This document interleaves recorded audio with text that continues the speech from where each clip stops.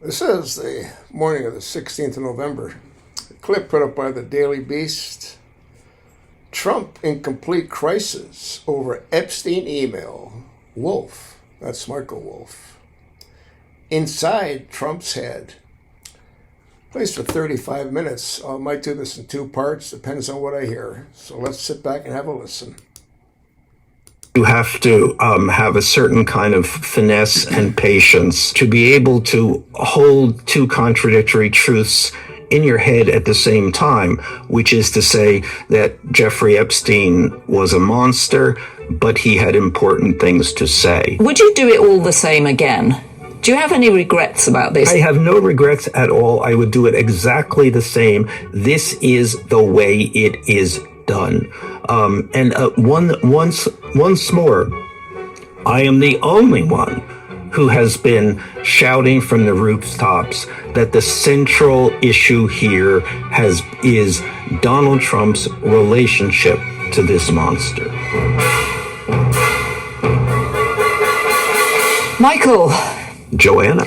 This Epstein story will not go away. It's just drenching everything. The entire country feels like it's come to a standstill. Well, I just let me rush in to say, finally.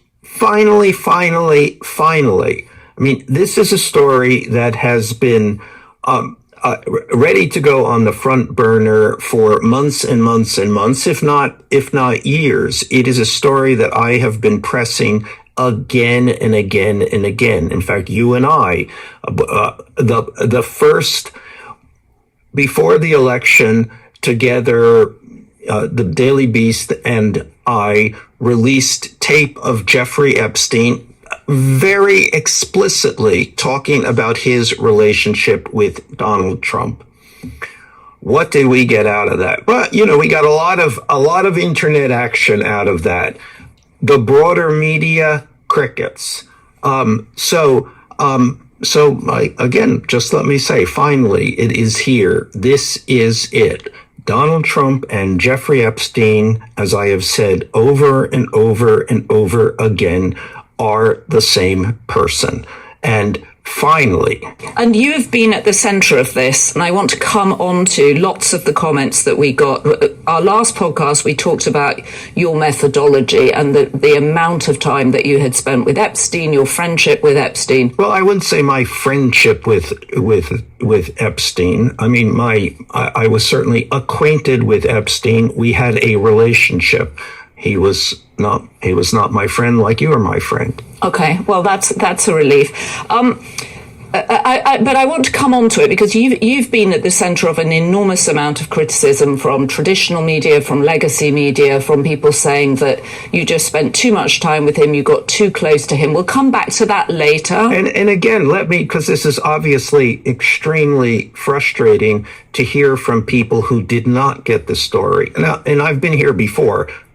Over and over again. When I went into the White House in the first Trump administration, came out with a book that described what was going on there, I got the same thing.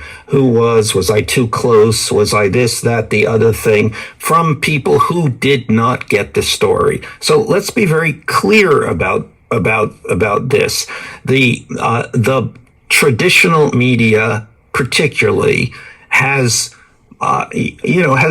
abdicated their responsibility on this story or decided that Epstein was too, as people said to me, ick to do this story. Again and again and again. So I'm like, Jesus Christ, please do some work. Get out of the office. Well, ick is the right word, and I can't help thinking, what on earth is it like for the victims of Jeffrey Epstein to have to sit through this thing yet again, to listen to a president saying this is a Democratic hoax? But that's irrelevant. Michael, it's not irrelevant for the victims to hear the president say this is a Democratic hoax. That's not irrelevant. That was my point.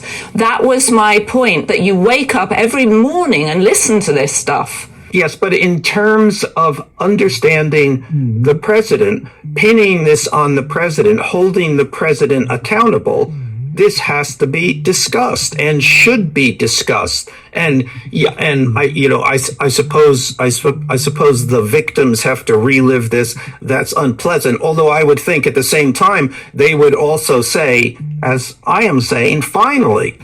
So as you have frequently pointed out, Donald Trump is never silent. He is always talking. He's always talking to somebody.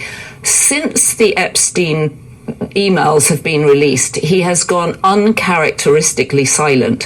What is going on in his head? A place we have spent so much time, and it's getting darker and darker.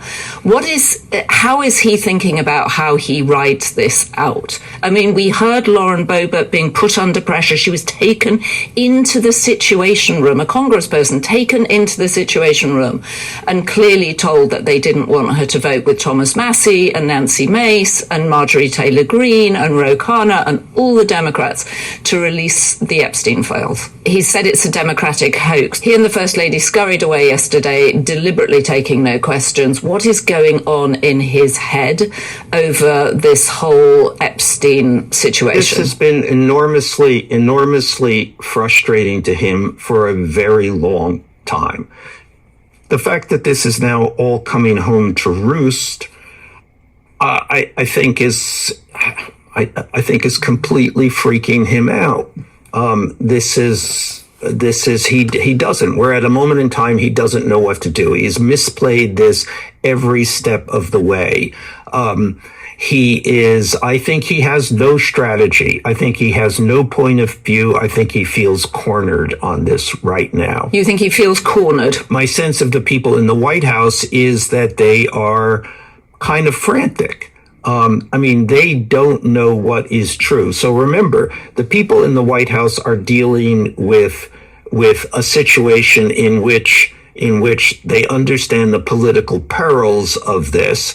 He is telling them nothing. Nothing, barely knew the guy. Still on that, he's still taking that narrative. Which is what he always does, right? Denial. Right. And the people in the White House genuinely don't know what happened between Jeffrey Epstein and Donald Trump from the late 80s through to the early 2000s. They don't know, because that has been whitewashed out of the Donald Trump political narrative. So, Michael, who has been set aside, do you think, at the White House to go through all these emails? Do they have a team of people going through them? Is Kash Patel going through them? Who is looking at this stuff? Theoretically, but in my experience, when you think that the government in the United States and the White House itself have unlimited resources to marshal, in reality, it's all chicken with their heads cut off. They don't know whose responsibility it is. Also, people don't want to take the responsibility because you put yourself in the line of fire, you're going to get blamed. So I don't know if they have finally put a process in place. I suspect that they don't. I remember other crises in the White House, in Trump's White House, in which everything, rather than coming together to deal with it, everything in fact fell apart. And that the first time around that led to the Mueller investigation. So I think it's perfectly likely that nobody is doing anything. All right, so that's at the 8-minute and 42-second mark. There's more for you to listen to. But to me, this is a complete joke. Trump's guilty as sin, and he knows it. He was mentioned 1,670 times in emails. 1,670 times. He said it himself. 12 years of age is the cutoff for him. 12-year girls is his cutoff. And he said it himself, grab him by the pussy. He said it himself when he was asked what he and his daughter have in common. He said sex. What kind of father says that about their daughter? I had 3 daughters. The guy's sick, he's a pervert, and he needs to be held accountable. I think he will be. We'll see, won't we? I'll attach the link. Listen to the rest of the interview with Michael Wolff. And thanks for paying attention.